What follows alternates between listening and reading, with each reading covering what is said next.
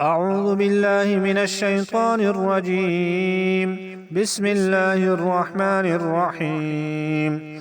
يا أيها الذين آمنوا لا تتخذوا الذين اتخذوا دينكم هزوا ولعبا من الذين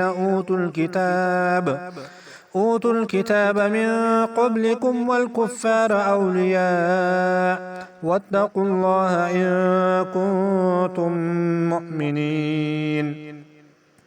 وإذا ناديتم إلى الصلاة اتخذوها هزوا ولعبا ذلك بأنهم قوم لا يعقلون. قل يا أهل الكتاب هل تنقمون منا إلا أن آمنا بالله وما أنزل إلينا وما أنزل من قبل وأن أكثركم فاسقون.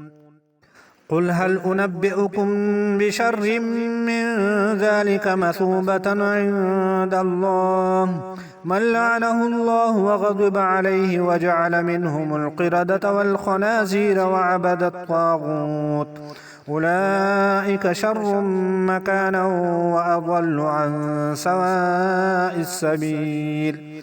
وإذا جاءوكم قالوا آمنا وقد دخلوا بالكفر وهم قد خرجوا به والله أعلم بما كانوا يكتمون.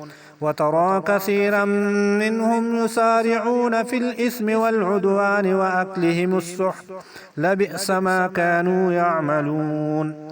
لولا ينهاهم الربانيون والأحبار عن قولهم الإثم وأكلهم السحت لبئس ما كانوا يصنعون.